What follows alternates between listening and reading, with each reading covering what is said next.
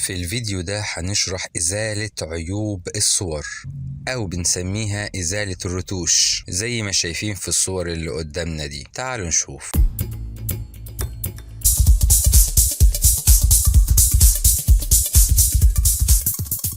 إزالة عيوب الصور دي من خلال 3 أدوات، من خلال المجموعة دي والأداة دي بتاعت السمودج تول. نبدأ بأول مجموعة. أول أداة فيها دي أذكى أداة في إزالة عيوب الصور، أذكى أداة في كل اللي هناخده. دي أداة بتشتغل أوتوماتيك. أول حاجة بنكبرها ونصغرها من الجيم والدال. لو ضغطنا كليك يمين ممكن نتحكم في السايز، الحجم بتاعها، ونلون بالشكل ده. هنلاقي الحبة اتشالت على طول. بلون الحبة وجزء من المكان النظيف اللي حوالين الحبة. لو ضغطنا كليك يمين ممكن نتحكم في الحدية بتاعت التلوين، يعني لو الهاردنس 0 هتلون معانا بنعومة بالشكل ده، ولو الهاردنس 100% هتلون معايا بحدية كبيرة بدون نعومة بالشكل ده. نشوف تاني أداة.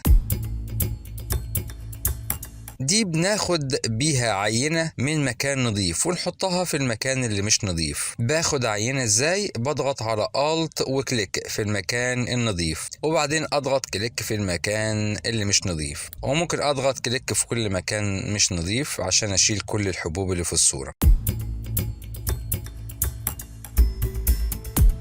الأداة اللي بعدها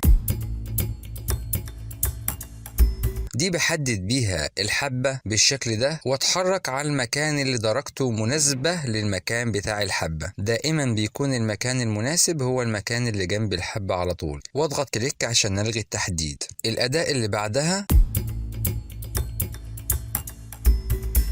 دي بغير مكان الحبة، بحدد الحبة برضو بنفس الطريقة وامسكها واحركها للمكان اللي انا عايزه. الأداة اللي بعدها بشيل بيها النقطة الحمراء اللي بتظهر في العين بسبب الفلاش بتاع التصوير بتاع كاميرا التصوير. بختارها واضغط كليك على طول على العينين فألاقي اللون الأحمر اختفى. الأداة اللي بعدها اللي هي الكلون ستامب، ودي أقل أداة ذكاء فيهم ولكن أدقهم، بس بتحتاج منك يعني شغل دقيق شوية، تكون إيدك واخدة عليها وتتعامل بدقة بيها. يعني هنختار الأداة وهنختار مكان العينة، هنضغط Alt وكليك وبعدين كليك على الحبة، ونبدأ نكرر الموضوع ده كتير جدا لغاية ما الحبة تختفي معانا. يعني كل مرة بضغط Alt وكليك وكليك Alt وكليك وكليك وهكذا.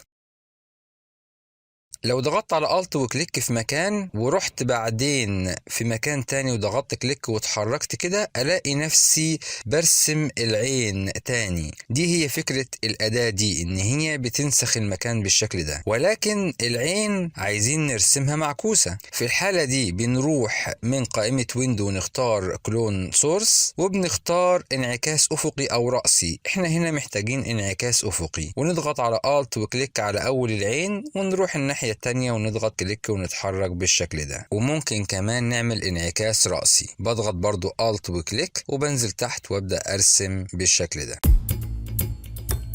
اخر اداة عندنا وهي اداة السمودج تول. بنتحكم في قوة الأداة دي من هنا، أنا هخليها 100%، وبنضغط كليك من بره لجوه على الحبة بالشكل ده. ممكن كمان نصغر بيها المناخير، بنكبر الأداة شوية ونبدأ نصغرها بالشكل ده. ممكن نظبط بيها الحواجب بالشكل ده.